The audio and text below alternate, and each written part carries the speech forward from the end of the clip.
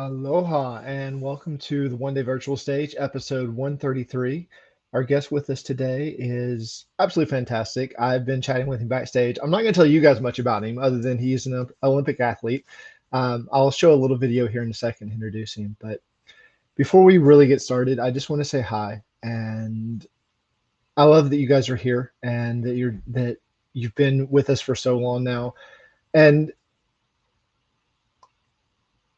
I I feel like we're slowly starting to shift momentum with the virtual stage. Like there's a new lesson that's been coming out, and it's not really clear yet what the theme is going to be. Um, but that theme that we have been working with of on the other side of wisdom lies trauma, if you choose to look for it, is slowly evolving into something bigger.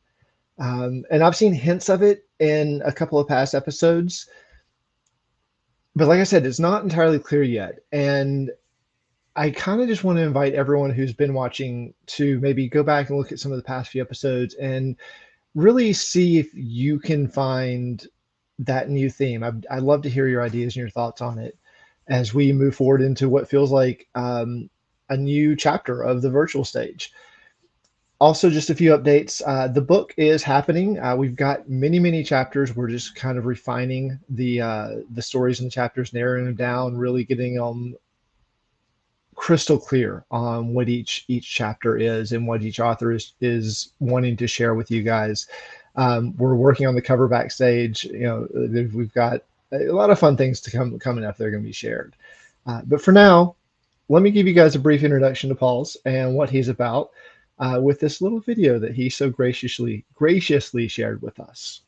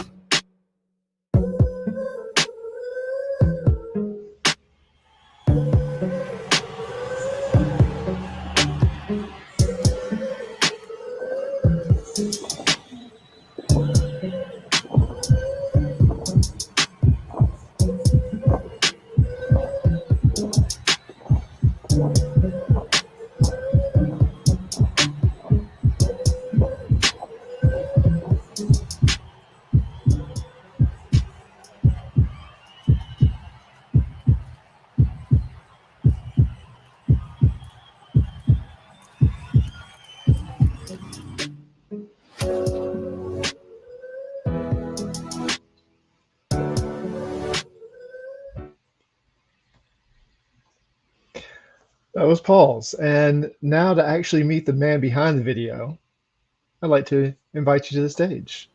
Thank you, Welcome. Matthew. Thank you, Matthew. And hello, everyone else. Hello. So yeah, my name is Pujats. I'm an Olympic pole vaulter, and currently I am also trigger point therapy specialist, mindful yoga instructor, and strength and conditioning coach. So today I would love to share one story of how I think it's very important to introduce a little bit more backstory, like how I got into the pole vaulting, and then later on how I got even to the biggest stage in the world.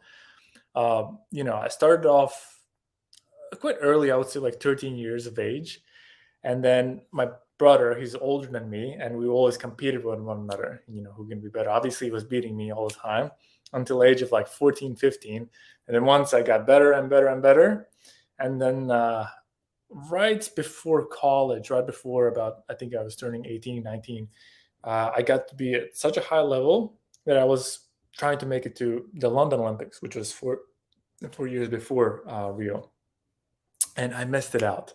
I took 1 year off just to fully focus, and understanding that not everything that bad happens to you or didn't happen of your expectation is something that's bad for you, because this opened up another opportunities where I was able to actually go and earn a scholarship in the United States, because I'm coming from the land of Latvia, Northern and Eastern Europe. That's where it's located. If you know the Baltic Sea, right across we have Sweden, and then there's 3 Baltic states: Estonia, Latvia, Lithuania. So 3 Baltic states.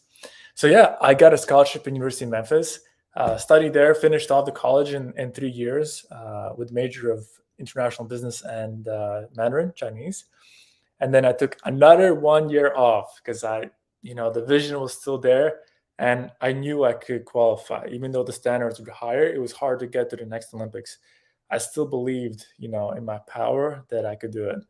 And obviously with the right coaches, with the right mentors, with the right support team, because the team that's behind you is so important. You're never alone. You see the people who are succeeding, who are getting to the world's largest stage. They have a whole team behind them. There's either their parents, either their coaches. Someone has significant impact in their lives. So yeah, I 6 months before Rio Olympics, I qualified for them, and then once I got there, then it kind of kicked me in, like you made it. You worked literally your entire life for this, and you finally made this. This is what like made my dream come true. And yeah, I competed. I qualified for finals, and then I finished 12th in the world. Obviously, I went for the gold, but even just getting to Olympics, the sheer amount of work, effort, and blood, sweat, and tears, all that has been there. It goes like a roller coaster. Um, it's just the way it is. Especially when you have greater vision, greater goals in life. You understand you have to make certain choices to try to achieve them. You never know if you can achieve them. That's the beauty of it, right? But you can strive for the best. And then later on, I still practice and train until Tokyo 2020. When COVID hit, then I had to shift my focus to my business, what I do right now. And I was still training. Even my brother, he's a civil engineer. He built me an entire, literally, equipment system. I wish I had a picture I could show it to you. I know I have it on social media. I could show it to you there. There's this whole system from pole vaulting equipment, like monkey bars, everything that you need from A to Z for pole vaulting. Because when I was going to training for facility in the University of Memphis, because alumni can train there, I was very fortunate. But they were kicking me out. They literally did not allow me to be there because the code was there, and the present, like even though it's outdoors, they just did not allow me to be there. So I, I tried to sneak in there, tried to be very, very sneaky about it. But at the end, I felt like what, this taking so much effort, and the reap of the rewards weren't as nearly as much as the effort that I'm putting in. So I decided that life is so rich with other things you can do, and so I decided to shift my focus on something else, which is helping other people. I had a story where back in college, I got a herniated disc in my back because of pole vaulting, because I pulled the abdominal muscle, my core was weak, and I was kept pole vaulting. And if you know pole vaulting, the event is all about the core. I mean, it's the entire body, but all about it is about your core strength and stability. And when I got that injury, the debilitating injury, like, there's one point where I was literally like paralyzed. I could not move.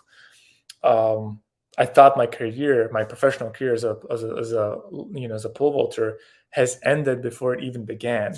So that was kind of like, a very sad moment at that time. I didn't know like why this happened to me, and I think everybody has this kind of like questioning, and then searching for the answers, like why now, right here. But there, I truly believe everything happens for a reason, even in the worst possible situations. It's just sometimes it's very hard to see like what's the reason behind of this. And my reason was, after a few months, I put the knowledges that I had from my Buddhist monks of breathwork, from yogic masters, to trigger point therapy, to physicians, more so, I would say trainers, not physicians, to put a system, which is I created Pujats method, which is activation, release, stretching, and aligning. So this is the technique how you can literally heal your body, your back, and make it so healthy, so good. There's no pain. And now been living with back pain, free. I competed in Olympics. I was able to compete even further. And yeah, and there's a lot of people who are dealing with back pain. This is the reason why I decided, I have this amazing program Why don't I just share it with the rest of the world? And this is what I did. I helped thousands of people to alleviate their back pains. People who were in the same situation, or sometimes even worse, who couldn't even like pick up their children up, which is just, devastating. Imagine you can't pick up your own child. I helped them to fix your back, to strengthen the core. And the bonus is that you get a six-pack along with it. So, which is always good, right? If you look good, you feel good. And if you feel good, you look good. So yeah, this is called Pujats method. And this is why something that happened, you think like, why did it happen to me? It happened for you. But the thing is, like, you can't really see it at that time. But you just got to trust the fate. You got to trust the process and stay open-minded to it. But yeah, that's how I ended up. Now I'm having my own company. I'm building it, from scratch, from social media. Me and my wife as well. She's helping me in all the behind the scenes, and we're helping other people how to take their own, health in their back and their own hands, and make it affordable, make it easy, accessible from the comfort and the tools that you have at home laying down. Yeah, that's a little bit about my story, how it ended up, and then a little bit of introduction of like where we're heading at and where we're going. Fabulous, man. Thank you. Absolutely. It's it's kind of funny that like this is what you came here to talk about, and this is exactly the place I am in my life where I've been living with back pain since I was in third grade. And I've managed it. I've managed it with breath work. I don't take any medications. I've never had like, I've always felt really strongly no to most medications. But I manage it with breath work and a little bit of stretching. And it's only been like in the last 3 months or so that I've felt really called to actually be proactive and start really like diving into what's causing this. Mm-hmm. What can I do to kind of help alleviate it? And now here you are with this whole new method that you created. It's just Everything happens and for a reason, as I told you, Matthew. exactly, yeah, exactly. And not only that, but like you have done it yourself. Like you were in extreme back pain, Oh yeah, so couldn't like move. this works. Yeah, and plus I already helped thousands of people already to do exactly the same thing. Again, every situation is slightly different. This is why you do need to be aware, whether that be sciatica or that's scoliosis. Like, everyone has a unique approach to this, so you have to look at your pain level and location. And we have thought about this one as well. So we have specific programs for a specific situation. Most people, though, the biggest issue what causes a back pain is sitting in proper posture. Sitting even just 3 hours, like, do just terrible things for your body. And then 3 hours is a lot just by sitting. If you even just do 15, another thing, like the method that I'm talking about is takes you 15 minutes a day, which is nothing. Everybody can Mm. find 15 minutes in the morning before they get up, before they start their work, before they drink their cup of coffee, just doing a little bit of back exercise. And the beauty of it, if you this is for people who are height conscious. If you feel like your posture is terrible, or you want to be taller, the beauty of these exercises is that you will not only like get a stronger core, it also aligns your body properly, so your back is actually straightened out, which gives you also the length of the spine of the body, so you also appear taller. I don't Not know if I necessarily. need to appear any taller. I'm already 6'5", so like Oh. Whoa. 6'5". Wow. yeah, That's a height. yeah, it's a height. So That's a height. okay, I know we don't have time to get into like the details of the method today, and that's not really what you're here to talk about. I feel like there was Actually, something you no, brought I up. would love to share. I would love to share, even if you can try one thing, taking away Sure, from this. yeah. Because I don't like to just talk about it. I like to always show and tell, because I think talking about is great, but showing is much more better, because this is something you can implement literally right now, right here, without you know, without even having anything. Ideally, it would be the activation is you need to do one ab exercise, one back exercise, and then one stretch in between them, like a small little stretch. Once you get activated, you get the blood flow going into the area, because the way your body heals, the way your body gets stronger, is to getting the blood flow going. If there's no blood flow, it's not doing anything. Like, there's no movement. It's just static, and it's just calcified, and it's going to stick like this, and all the nerves going to get pinched in the bones, and you don't want to have that. And then we go into releasing, which goes into trigger point therapy. Your muscles are like a rubber band. There's like these palpable nodules that, when they're contracted, when those muscle knots are created, usually for overdoing or not enough movement or an injury, even sickness actually can cause them. Your muscle is like a rubber band. If there's knots and if it's cold and you try to pull on, it's like, oh, I'm gonna stretch, real good right here, and I'm gonna quick do a twist. What's the worst thing you can do? Because you can actually injure yourself more than even before. You need to warm up the muscle and release those knots. That's what you need to do. So trigger point is like, you gotta push onto that specific area. There's only two things you need to avoid in trigger point therapy. One is you don't go on a pulse, so you wouldn't go like straight onto the pulse. You won't press on it. And then the second thing, you don't want to go into like a joint. You don't want to go inside of the joint, the trigger point. So those are the two only things. But then you release it. Once the muscle is nice released, and also you're going to be more flexible, you can stretch it and align it. So that's the whole method of like how you do this, and keep practicing. And honestly, like the results, you can even feel them from the get-go. But yeah. So how does one know proper alignment? Like, how can you tell without having an example? Here, those are, if you know yogic asanas, those are specific stretches and yogic alignments that you do with your body when you do the stretches. When you do them, you properly align the body in the right place. So honestly, it's almost like a Rubik's cube. You put it in the right spots, and you get the full. I think it's 4 or 6 squares. I think it's 4 squares. Yeah. Okay. So the asanas actually not only stretch, but they align as well. Mm-hmm. Yep. There are adjusted movements. I wouldn't call them just like yogic stretches or like Pilates. Pilates are part of like strengthening the body, but it's just a part of it. You see these methods apart in different variations. One is for chiropractor, one is from massage therapies. One of them is like a stretching alignment. Another one is like what else was there?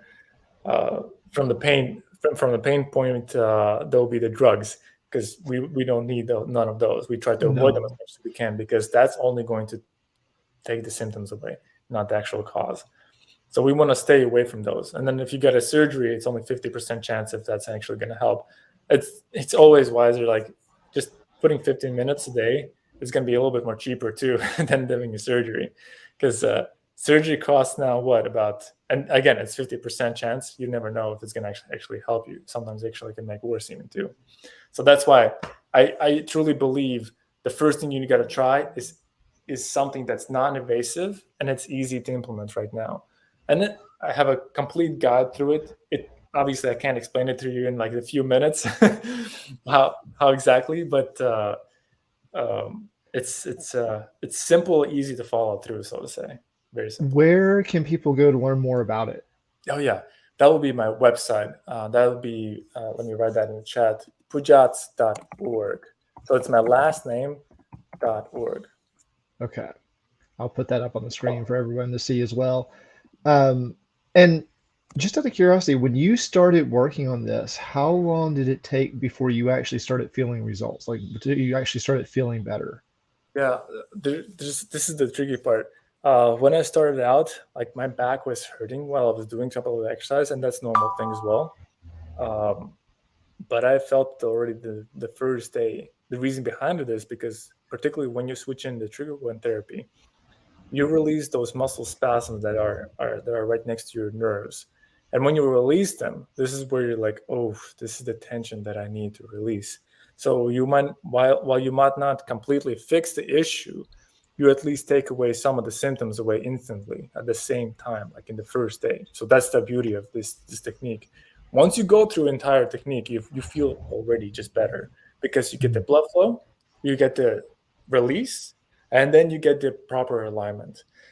The one thing I would note, if you're continuously need to sit for your work, and this is most people right now, I recommend to implement these techniques in the mornings and then maybe even in between, because they're non-invasive, they're not super intensive. You don't need to like be jacked to do these exercises. It's for everyone, for every level. There are more intermediate levels if you want to have like that really strong core, particularly for those who are in more like a working environment where you have to lift weights, then you have to have a stronger core. It's an absolute must. Or if you're a driver, one of the worst backs that I've seen is people who are traveling for longer distance or sitting for longer hours. Those are the worst backs that I've seen. And again, it's just sitting. That's what the worst thing is. And even right now, one of the best investments is just to have like a bozo ball. Oh yeah. It's just a rubber ball, and then you move around at least your core. And just simple techniques like this, simple habits makes the greatest changes. Mm.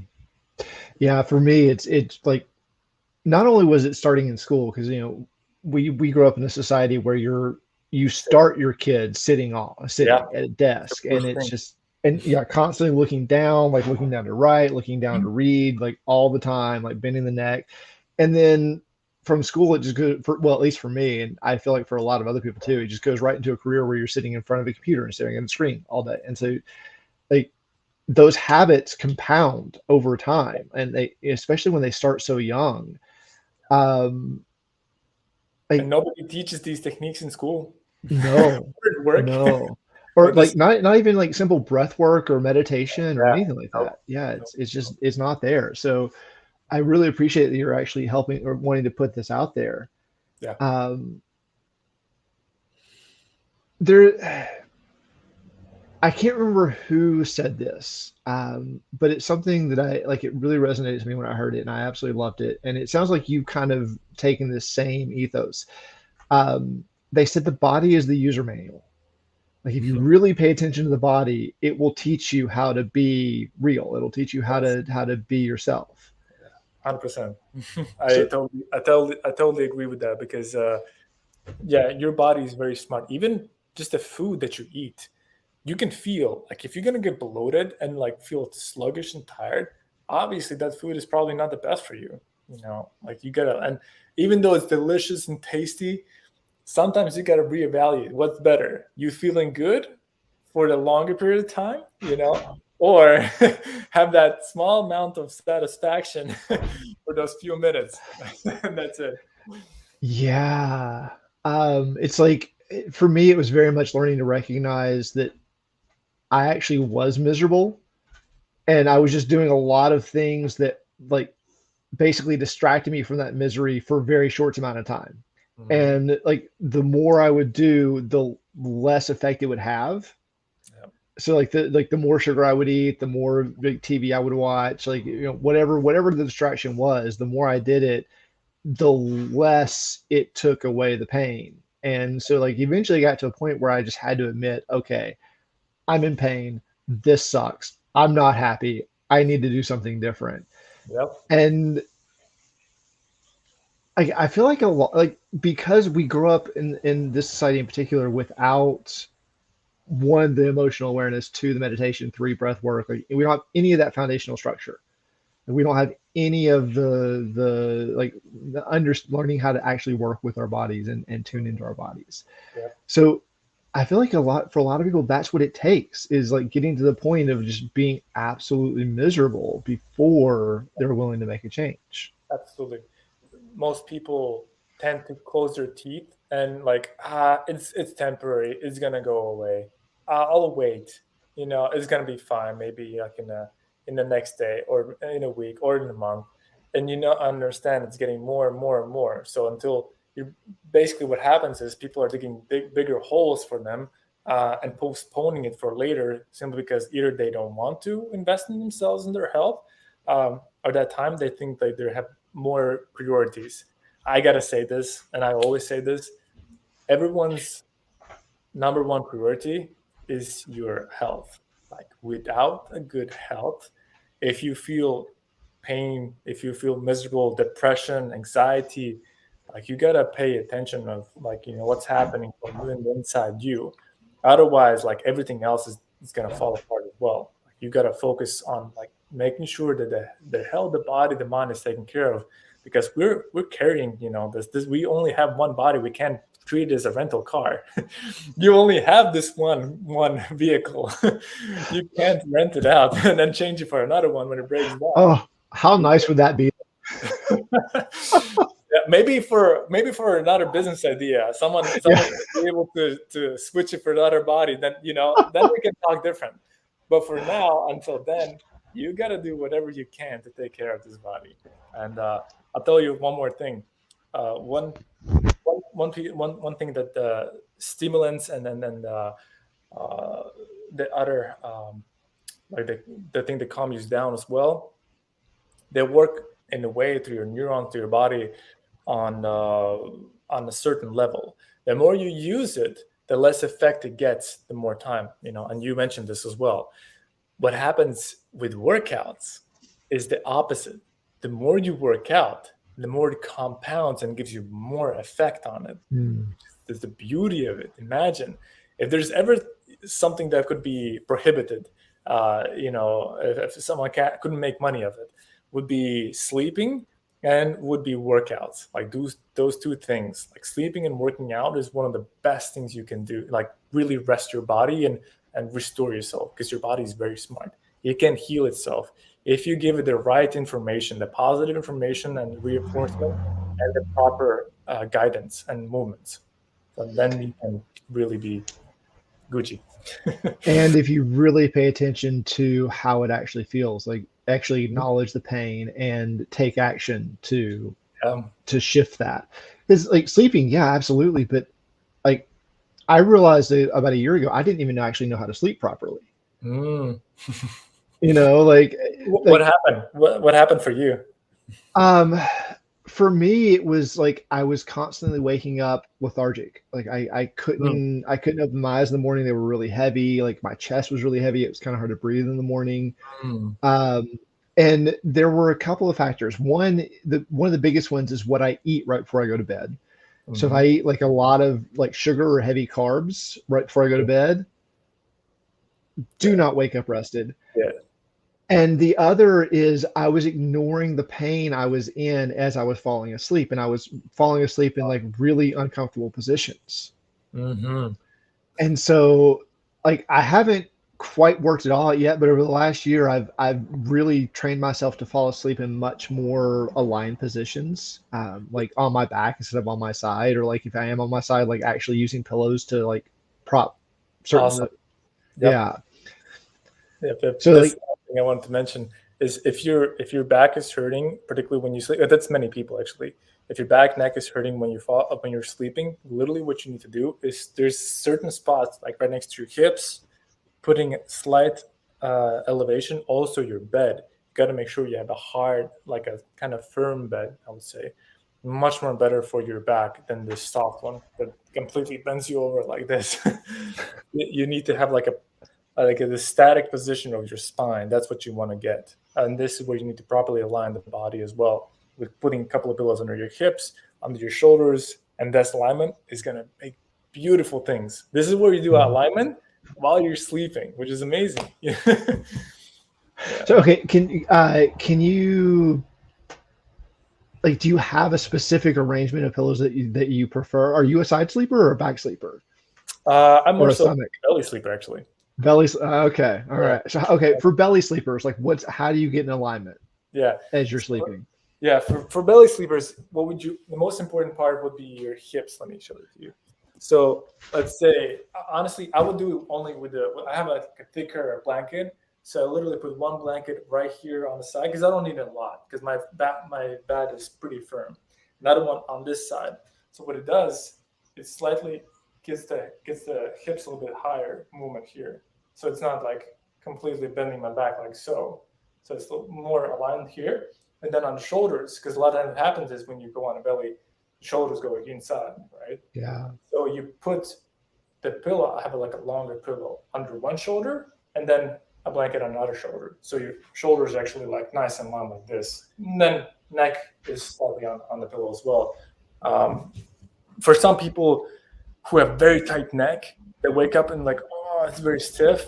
I wouldn't recommend belly sleeping until you release your neck. There's other neck movement that you need to do before that, because people just don't move their neck around, a part of like front and back like this, and usually just holding it there like this for hours. Yeah. That's the most common position that I see people now. Yep. They don't do these movements, or going to the side and then really releasing them like these. Yeah, those big neck rolls. There's the proper movements, and then with the trigger point therapy, like you can even release your chaps even more, like so, onto the side. There's so many techniques that you can do, and then again, it just takes 15 minutes a day, and then you'll be Gucci. You'll be good. So, okay, I've got the website up. People can go and look more about that if they want to. This might come around, but there's another question I wanted to ask. Is you mentioned vision when you were sharing your story, like having a vision. To me, like having a vision is one of like the core things. Like without a vision that's actually meaningful to you, then it doesn't really feel like there's a reason to stay alive. Like there's not really anything that's keeping me here without having a vision. So I wonder, like, would you share the vision you held that brought you all the way into the Olympics, and then share how that vision has shifted, or what it's become to create this business now? Like, what actually is the vision that's driving you at this moment? Yeah, absolutely. Amazing question, by the way. I think this is so important, and not many. I think every single individual deals with the confusion and not sure if they're on the right path or doing the right thing. I think most people are like that. And when you have that, you have confusion, you don't have the understanding if you're doing the right thing. And for me, particularly, when I was in college, I already knew, like, I really want to go to, I want to compete in the Olympics. I want to be the best in the world.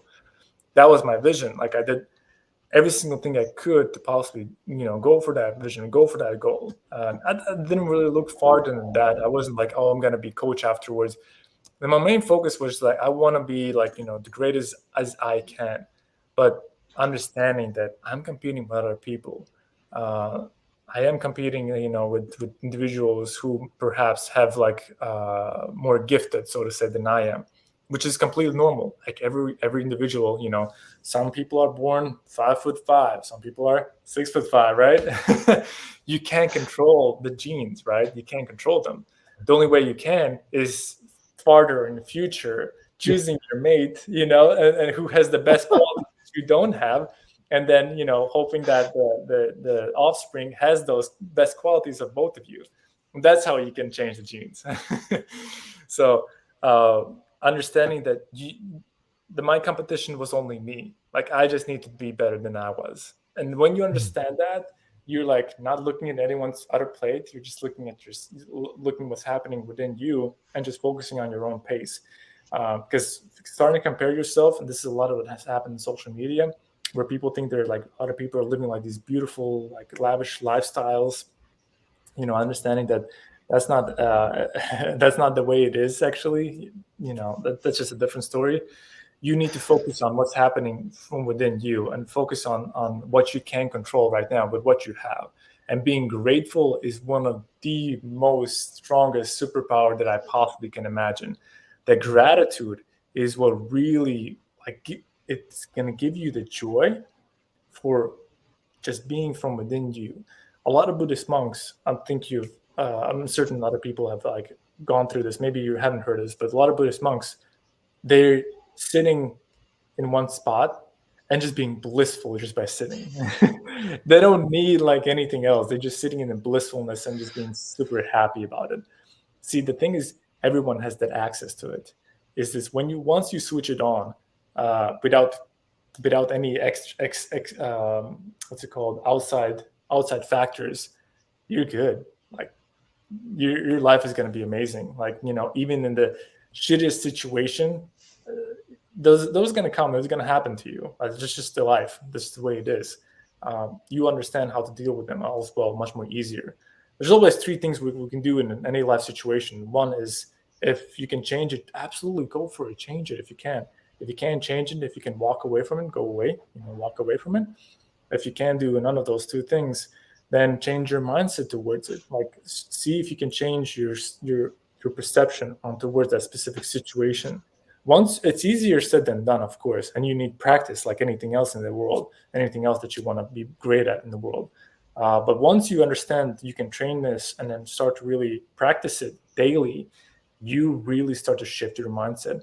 And the biggest one, the what's your purpose in life? What's my purpose in life, and how I went through understanding the greatest joy that I think I've received is not, I think it was amazing when I was competing in competitions and winning, and then being one of the best there. I think it was awesome, and sharing that joy with my team, with my family, with my friends. It's awesome. It's amazing. But then another, I think, great sensation and feeling and the purpose is, if you can give value to other people. This is like in any way, giving either advice, giving a helpful hand, giving something that you're maybe not an expert or amazing at it, but like you can, people appreciate you for you trying to help them. And this is where I came along with helping people with their back pain, because so many people are suffering from it.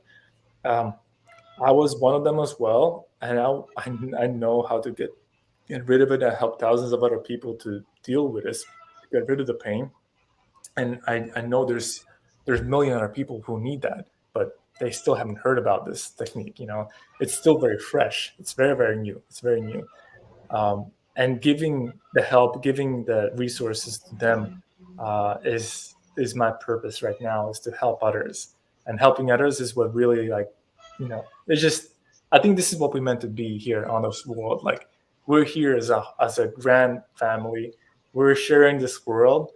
We got to make sure we can help each other out and in the best possible way, because life is already hard, right? It comes with its challenges.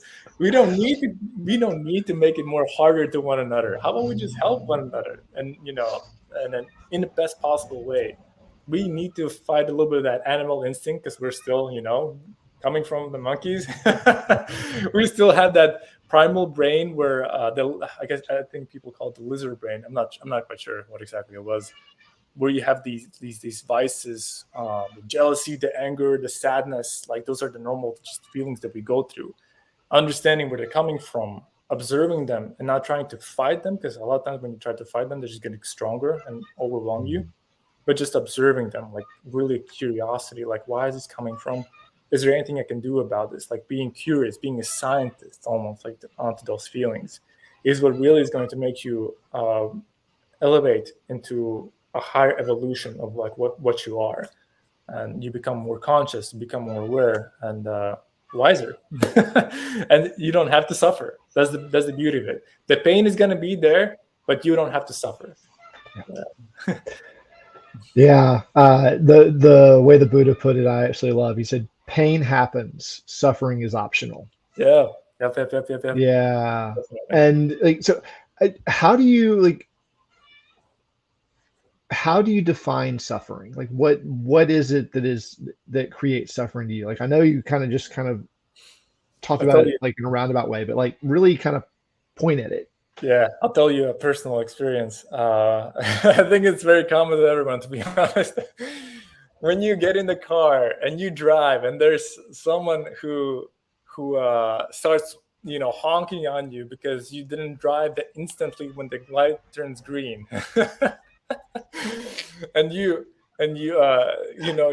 try to give the other person like a stank eye or anything like that, and you understand, like, this is anger taking over already, and understanding, okay, if I'm going to allow this is going to be conflict between another person. If you can, be like, oh, okay, I acknowledge that you are waiting for, for like this microsecond. I understand that you are in a rush. Maybe you didn't leave the house earlier. Being understanding with those situations, and understand, like, not, you won't be able to please every single person in this world. And you staying in that anger, the only thing that's suffering is, unless you outlash this to other person, then yeah, obviously you're going to make him even more. either angry or you're going to have a conflict. But at the same time, when you're staying in that state, you are literally poisoning yourself. And there's from yogic, I think there's yogic sutras. There's like a whole teachings. I think in Christianity as well. Like there's certain I think practices that they teach. You giving the attention to that feeling, to that vice, to that negative feeling that you experience, is almost like feeding demons. So the more you pay attention to it, the more you're giving food to it, the more it grows, the more stronger it gets. So understanding that the feeling, the older we get, the more we pay attention, the more we feel like we're getting more and more angry, or we're more and more upset, or more and more depressed, is because we have paid attention to it. And once we pay attention to it, we're feeding it more and more and more. But once we realize this, and when we pay attention to that feeling, we can be actually in control of it. We can at least observe it and notice it. And once we notice it, it does not have the power to affect you because you're conscious. Only the unconscious one is going to experience that suffering. And everybody experiences it. I still experience it. I'm not like the only way how I cannot experience it is if I move to mountains to become a monk. That's the only way. But since we're living in the modern society where we deal with people every single day, wherever we go, we have to understand we got to deal with this situation that we have. Once you're ready to go to the mountains, to move there and live as a monk, that's a different story. Then you can be fully saint. Oh yeah, Osho coined this term that I absolutely love, the enlightened asshole. Hilarious. That is hilarious. He said anyone can go to a cave and meditate and become enlightened, but you take that same enlightened person, you put them in the marketplace, and all of a sudden it's just yeah. Yep. And I totally feel that. Like I like Mhm.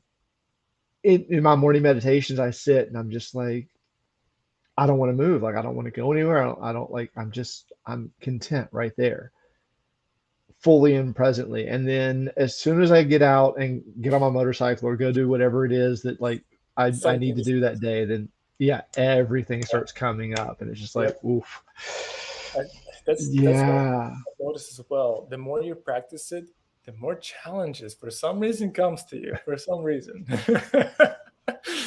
But also, the more I practice it, the easier those challenges are to just Yeah. notice and not get attached to, Yep, and yep, yep, like yep. not identify with. Like Mm. um, it's it's almost like I can look at it now and go, oh yeah, hi anger, how are you? Instead of being Mhm. I am angry, Yep. you know. Yep. Yep. Yep. Yep. That's totally how it happens. Oh, it's wild how our minds work. So okay, tell me more about the vision now, like Mm. with the business, with the website. Oh, It's an act of service, it's an act of love, but like dive into some of the practicality and some of the challenges that you're facing, like actually getting yeah. it going. Yeah. Honestly, it is since we literally just a couple of weeks ago just started focusing on that specific issue because before that we actually wanted to build a marketplace. We wanted to build a much more complex system, and it's just that I talk more so with other advisors, with people who have gone through this already, or some similarities to what I'm going through. Explain to me like the complexity. Even though the vision is there, the vision there's a greater vision behind the back, only the back exercises. I want to create. I will create. It's not just I won't. I will create Yes. something that's going to help so much more people. People who are suffering, people who cannot explain. They've gone through doctors. They've gone through whoever, and they're not able to find their answer for their specific cause, the issue, particularly in the health concerns, or something's happening in your life all the time. They feel like they've always been, like a bad luck, so to say, happening to them. And they're amazing, very unique individuals in this world that can just literally tell you what has happened to you, why is this happening to you, and what you need to do to avoid it. You can call them shamans. You can call them what else was there? Like a Reiki practitioners, Qigong energy healers, acupuncturists as well. But this is slightly different. It's more like already working the physical body. And I have these resources, and access to these individuals. And I thought, like, well, they can help so many more people. This is definitely what I want to build. Like, I want to build something that's going to help millions of people. Like, I don't want to just help, like, myself and my family. I know people are suffering. They don't know what's happening. And I wish someone could actually give me these resources when I needed them, and when I need them. And I have the access to them. I was like, I definitely know other people definitely need that as well. Because first of all, like this, people need guidance. They need help, even though sometimes they just know where to look. They just they Google it. They Google something that they think is going to help, but it never does. They're looking for years and years and years and can't find anything that's going to help them. So the greater vision is to create this marketplace, is to connect these unique individuals with the rest of the world, the rest of the people who can literally, Zoom or have on a live session like Matthew and Paul is right here having a conversation, and then these individuals can help, with the specific concern that people have. So that's a greater vision where we're heading at. For the current situation, for the Pujats method, since we just started out, we, post a lot of content on social media. It's a lot of like funny, silly stuff, because I think it's very important to have a light mood, but it's also a little bit of educational stuff as well. And I think us reaching out to the broader audience, even though we reach like millions of people, it's not the right people. They might enjoy the content, but not necessarily mean that they're going to be the ones who actually need the help. So I would say the challenge right now is to narrow down our niche to specific audience, to who is the individual who has done some back movements or back procedures, seen that they don't work, and they need a solution for their issue. So we need to narrow down that focus on how to reach those individuals. So that's our main focus, because we do have the MVP, the product. We have the on-demand videos, the programs, but we need to narrow down to who is the right individual that is going to find the best value of it. And they've been looking for this for years, and I could not find this. So right now, focusing on that is the most important thing. We have like 4 or 5 different subsections, but from those we need to create a content. We need to create probably also, I would say, like an either content on social media, and then see maybe that converts into interest, or maybe we need to reach out in some different ways, either to answer people's on Quora or finding Facebook groups. That's the challenge we're facing in. Just how do we find the right people for the solution that you're looking for, that we have? If that makes sense. I intimately familiar with that challenge. Yeah, it's a big one. Yeah, it's the exact same thing that we're working through here on One Day, and also in my own personal life. And I'm actually very intrigued by the marketplace. I want to talk to you more about that after the show, actually, because I have personal questions about that. Absolutely. So something I've noticed. I'm curious if you've noticed this as well, and what your response to it has been so far.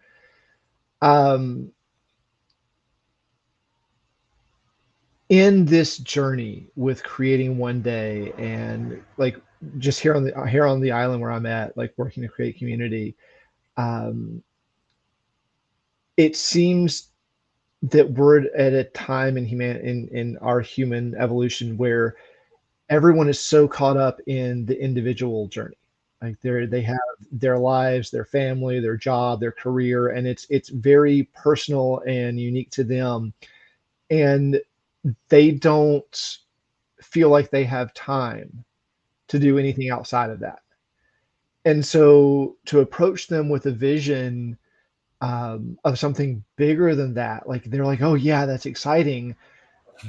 but it's But not for the company, exciting enough. yeah, for him to take the action. Exactly. Yeah, Exactly.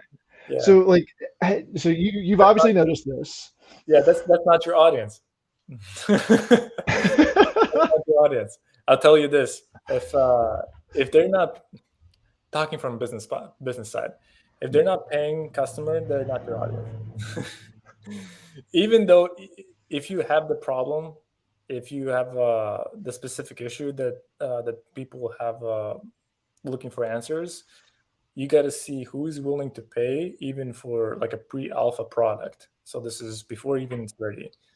People who believe in you, who know that you're going to create something that's going to be awesome, that's going to help them, and they're willing to even pay whether it be just $1, but they just need to literally they need to put their money where, I guess, where their where the business is.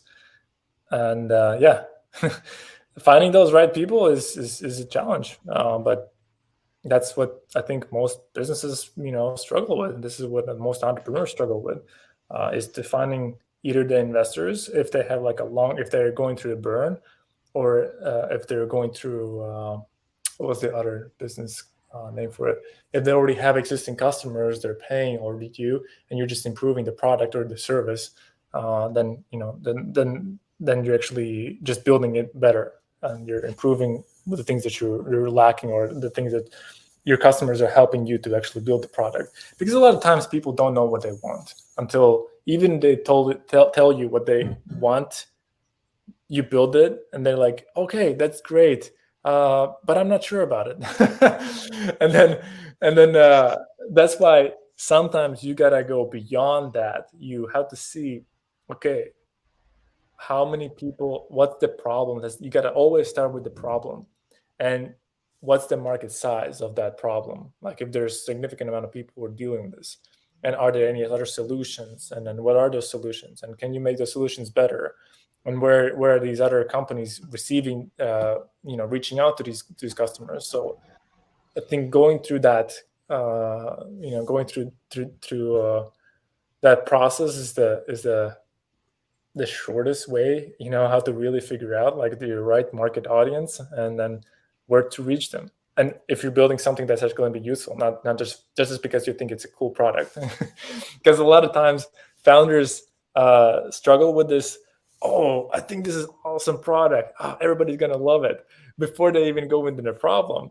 And that's why, like, whenever they launch a product, it's like, why is not everyone's buying it? Why is not everybody signing up for it? I mean, one thing you can say, like, oh, once I get an investment, like it's gonna launch through. But you got to find some people who are interested in it, who will be willing to pay even for $1 to create that specific solution for them, and then they actually help you build the product, which is amazing. They are telling you what they want, but sometimes they don't know exactly how to put it into words what exactly they want, until you show them, until they see, they're like, oh wow, this is convenient, this is easy, and this is affordable too. Or this is just great, amazing, high quality product. Maybe it's not affordable, but it's amazing product that they see, not only like how are they saving money, but how are they making more. So a lot of times people are not looking how they can save, they're looking how they can make more. That's more so for the companies, but for individuals, a little bit more different motivations. Everybody has their own motivations. You just need to see what's your target audience. Yeah. Mm. It is very complex. Yeah. So, okay, I have a much broader question to Let's ask. go. Um, do you feel that right now, launching this in the framework of a business with our current system, do you feel like that is the best option for you and this vision? Or do you feel like, if you like, are there limitations to the business world and the marketing that you feel are actually detrimental, and maybe if you launch it within a different system or in a different framework, it might work better? And what would that framework look like? Yeah, I think what we have right now is spot on, because even without like we haven't really really officially like launched. I mean, we have launched it by accident. We did launch the product by accident. It's funny. And we just told like handful of people whenever we just had a normal conversation about it, and they sign up for it already. So we do have like paying customers, and we do have an basically customer base that helps us to create this pre-alpha product to go into the alpha product, which is awesome, which is great. That's what you want to be. And we don't want to have like, obviously we want to have like these 100 and first 1,000 users and 2,000 users. But before that, we've got to make sure that what we're building is because we have every week we have like on-demand videos, new content coming out for the platform, because there's so many like back scenarios, issues people have. We need to focus on their specific issue, and we need to film the actual course. It takes time Hmm. to do it. And that's why we need to build a little bit bigger audience. So, not audience, sorry, uh, the library. We need to build a bigger library, so to say. Even though it is already like a couple of months worth, we need more. But yeah, and they help us to build it. They help us for the user experience. I think what we're doing right now is great, but for what we have, I really do. I don't think the only better solution would be like an application. If I think that was your answer. If we had like a different way of how to go about it. But other than that, I think we're on the right path. It's just we have to stay. We have to. This is the process where you have to see the vision in. I have to be patient for the vision for the year, 5 years, 10 years. This is where you need to be patient. Where you just need to put in the work. And even though you don't see the result right now, the longer you can be patient, the longer you can, postpone the gratification, so to say, the better it's going to be. So we're in this Hmm. phase where we just need time. We need focusing down on and just constantly doing what we're doing already. And it just takes time. It just takes time, and then it does takes manpower. It takes focus, and having a 1-year-old around running around, and then dealing with all the legal stuff, and this is also a lot of challenge. It's just, and not having like anyone who can take care of Elias, this is our son, is challenging. So For this is just you and your wife right now, real. Like you don't have a big team. we have our project manager as well, so she helps us with you know day-to-day stuff as well. So that's helpful, but we need more. Unless we can find automated things but a lot of even those AIs, like they do provide some of the information, but it's not the same. It's not the same Yeah. quality. It's not the same. So Yeah, and so this is kind of more. This is what I was kind of pointing to with that question because um, so let me backtrack a little bit. mhm, I have never felt comfortable charging or marketing myself or anything that I offer if it is something that I feel people truly need and the information came to me freely. hmm, So like I do body work, I do energy work, I do counseling, or I like these are roles that I play very well. mhm, And I'm very good at sitting and being present with someone and asking them questions that lead them to answers they'd never thought of before. mhm. Um, but this is never something that I felt comfortable charging for. And to put that into the business world has always just felt icky Yeah, to me. It's not. yeah. I'm the same. I am literally the same field.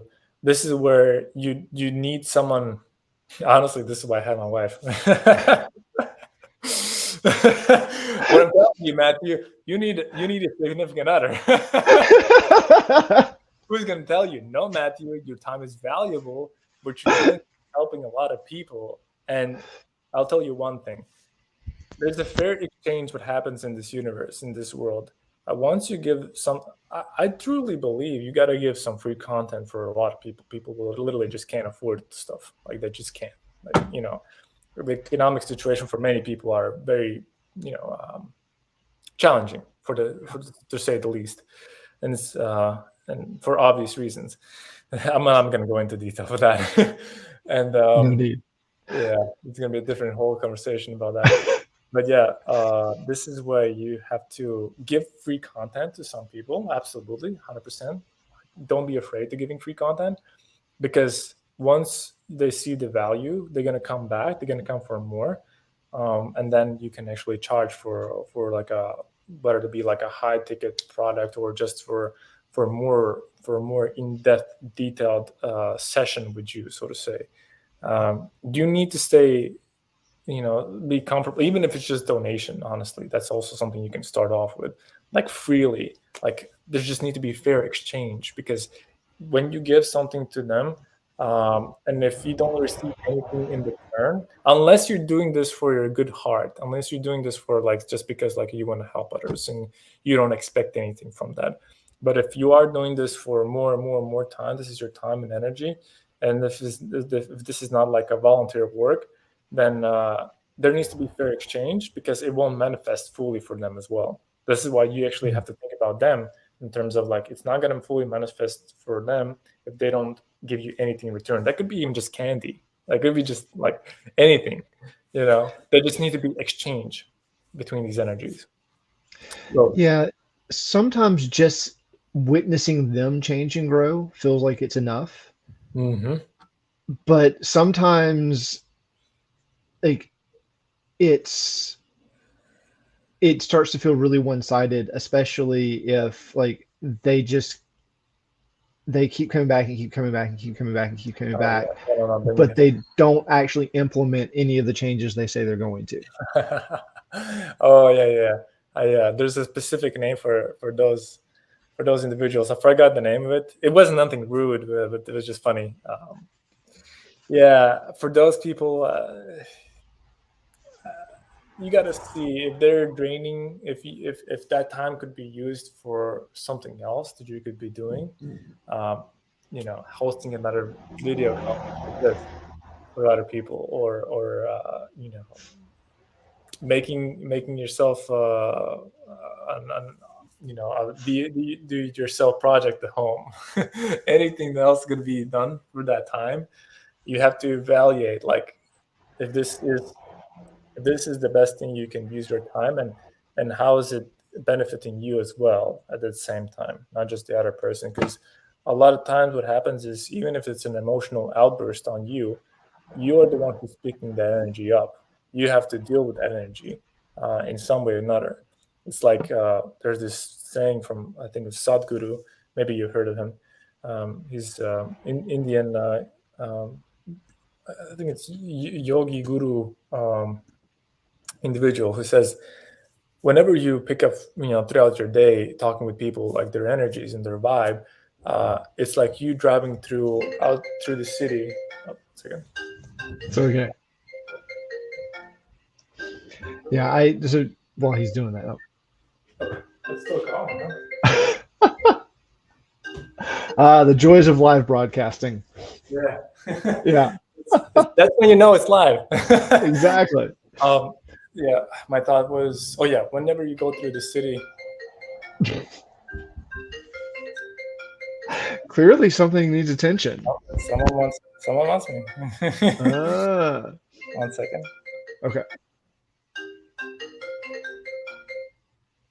Okay, hopefully now they won't be calling me.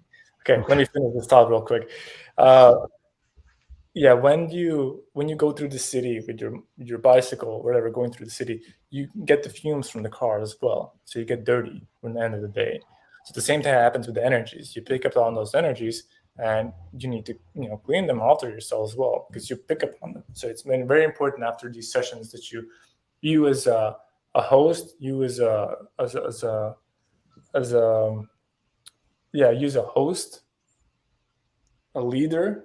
You pick up the energies from around the other people that you're hosting, that you're giving, because they're giving their issues, their problems on you. And that's why you got to clean yourself as well. But you understand, like, you're giving this energy to someone else. You're picking their energy to on you. Sometimes you don't want to have that. And if it's like an effort specifically on you, you got to make sure that you're not allowing the other people to abuse that, so to say. That's why it's important, to make sure, value yourself, value your time, but at the same time give freely as much as you can, as much as it allows you to, and then it feels good about it.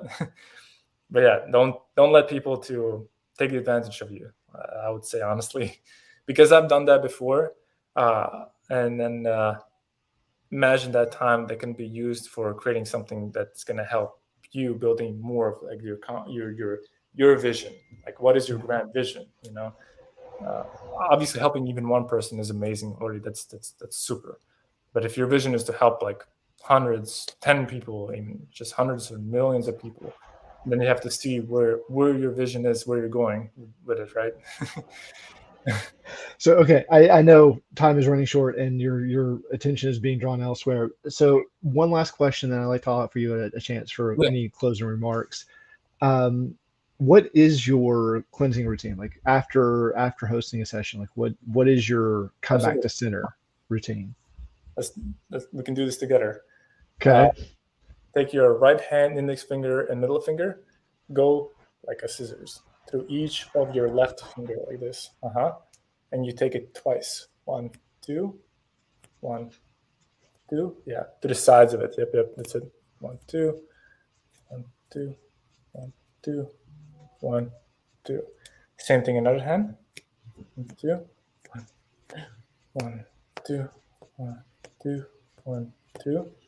And now you want to do the same thing on your toes. Ah. Take your foot. One. Now you can go with your thumb and your index finger. But the sides of your toes. No, here you can go on top and the bottom. Yep. Okay. One, two, one, two, two. Yep. And then on the same foot, what you want to do is take from both sides and take it out twice. Again, take it out twice. And one more on the same thing on the other side, another foot. One, two, one, two, one, two, one, two, one, two, and then again, both hands going twice. Once you've done that, you take both of your hands together, close your eyes, and visualize a fire, a flare that happens in between your hands. Every single thing that's in between your hands, the energy, burns into ashes. You take these hands to your left side, and you clean these hands away as if you're cleaning your hands away from dirt. Yep. The small little sparks go off while you're cleaning them. And the same thing on the right side, cleaning those hands away on the right side. Yeah. And just cleaning it away. That's it. So that's one practice, how you can clean your energy after you had a session with individuals. Another way how you can do this is amazing thing for you in Hawaii is that you go literally right next to the cliff or to the beach and allow the wind to clean you. The wind also cleans your energy. And water shower does the same thing. Water and shower does the same thing. And then you also can do with the sage. There's different ways how you can clean your energy. See what works the best for you, and that's what's accessible at the time for you as well. So yeah, those are the quick little, doesn't take you any long time at all. It's very, very quick and easy. That's what I do after like a longer session or with many people that I'm hosting. That's one of the practices I do. Thank you. Absolutely. I like that one. That one's actually quite nice. I've done some of the other ones like the wind and the water and the Nice. sage. Um, Oh, nice. I feel like the key is though it's like just doing it doesn't have nearly as much effect as if you're doing it with intention. Like the visualization Absolutely. Oh, really yeah. helps. So for anyone watching, like it's the wind in particular, I can tell you, if you go and stand and visualize the wind not just blowing around you, passing Mhm. through you. And as it's passing through you, just visualize any like hard emotions, any negative thoughts, anything that is kind of impending on like disrupting that calm, cool center. Mhm. Visualize that as just a fog that the wind is just blowing away as Yep, it blows through you. that's Yeah. spot on. That's spot on. Yeah. Yeah, you're spot on with the visualization. It's very powerful. Yes. Very, very much so. Thank you. Well, thank you. Uh, yeah, absolutely. So before we sign off, is there any closing remarks? Anything else you'd like to share? I'm going to put the website back up on the screen just for a Awesome. little bit. Yeah. I would say stay happy and healthy, and that's the most important thing. Most important thing. Enjoy this day. Have a wonderful, the best day ever. Honestly, you gotta live every single day as uh, as fully as you possibly can. Even if the day goes to sideways, then just drop everything off and just enjoy yourself. Just sometimes just quit, put everything off, and just lay down and completely enjoy being lazy and doing nothing. Because a lot of times people, whenever they go ahead and they don't feel like doing anything, and then they are sitting and kind of relaxing and supposedly relaxing, watching something, but they're back at the mind, they're thinking like, oh, I got to do this, I got to do that, I got to do this. Not really relaxing, not really doing anything. That's why if you are going to enjoy fully relaxing, forget about everything else. Just fully immerse yourself in relaxation. Sometimes you just gotta throw everything out and just relax. Think nothing. Think nothing. Absolutely. Yeah. And being attached to the idea that like something has to get done Yeah. can be one of the most like that invites more suffering Perfect. than anything else I've experienced. Yeah, like the idea that something has to be done. Hmm. Nothing has to be done. Yeah. And It's only in nothing. your mind, right? Yeah, exactly. Like Even if you have a boss who's telling you like this isn't gonna be it, done, like, I'm chilling. no, no. Brief little story on Yeah. that experience. So like I I was homeless for quite a while, like kind Wow. of by choice. I actually walked away from society for a while because there was nothing that I found in society that I felt was worth pursuing, Hmm. or perpetuating, or teaching, or just even keeping around. So I just walked away. And there were many, many, many days where I had no earthly idea if I was going to be able to eat that day. Wow. Every single day, somehow something came through. Like I never went hungry. That is so interesting, huh? I never went without a comfortable place to sleep. Yeah. I always had exactly what I needed, no matter how little I actually had. Even when all my stuff got stolen, I spent 3 days with absolutely nothing. Everything that I needed was always right there That when I is needed it. that is so interesting how these things happen, right? That is just wild, that goes beyond the understanding what we can't see, what we Yeah, happening around. yeah. So And it's my it requires a level of trust that yeah. I don't like. It took me a long time to get there, and it took a lot. And so like I don't feel like most people have to go to the extremes that I did. Like they don't need to be homeless on Kauai for a year and a half with like no, yeah. But like just notice that no matter what problem you've had in the past, it's always worked out somehow, hasn't it? Like Yeah. maybe not the way you wanted it to, maybe not how you expected it to, but it's always worked out. Hmm. And just That's start very trusting that things work out slowly Yep. but surely. Yeah. Yep. You gotta trust it. You gotta trust it. Yeah, honestly, believing it and then trusting it is huge. Obviously, you got to do something for it as well. You can't just like stand still. Yeah. You got to move a little bit around. But yeah, things do happen. And sometimes you do have to just stand and wait. Sometimes you have to do that, and something just magically appears. Oh my gosh. Best day I ever had. Like this is still one of my all-time favorite experiences. I had been camping with a couple of friends on Kauai. This is still when I was homeless. Yeah. And that morning, one of my friends had gotten a car somewhere. I don't remember where she got it or how she got it, but she had a car and she wanted to go to the other side of the island. So she dropped me off just in town. And as she's driving away and turns around the corner, I realize My wallet with what little money I have is in her car, along with my backpack and all my clothes for the day. And so I have nothing. I have absolutely nothing, and I haven't eaten. I have no way to get food. Um, and I just kind of went, okay, I'm here, and I looked at my feet and I said, take me where I need to be, No. and just started Oh, walking. wow.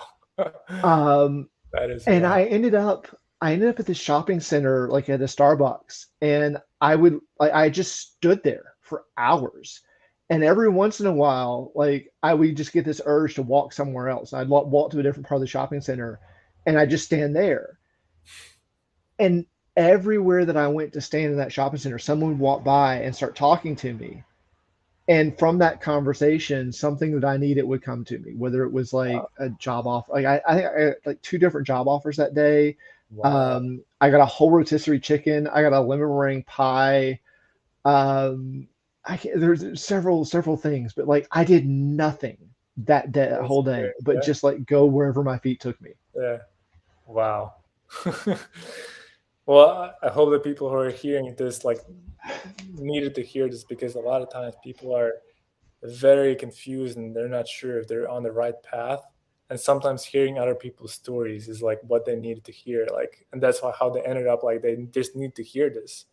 If they have in this confusion, this path, like I don't know what to do, you know, they hear this, like just trust your path, do what you feel is right now and just follow along with it. Follow your gut, because your gut is a huge instinct. Like this is something people think like their mind is, the one that's leading them. Their gut feeling is another sense that people will need to switch in. They gotta trust it. Very, very much so. And like it's the language it speaks in is so much more subtle and quiet than the language of the mind. Like the mind Yeah. is so Oh yeah. loud. Chatty. Chatty. Yeah. Yeah. Oh, okay. Paul, I feel like we could do this all day. Yeah. Thank you Thank so you so much much. for hosting this. It's awesome. Very, very, very interesting conversation.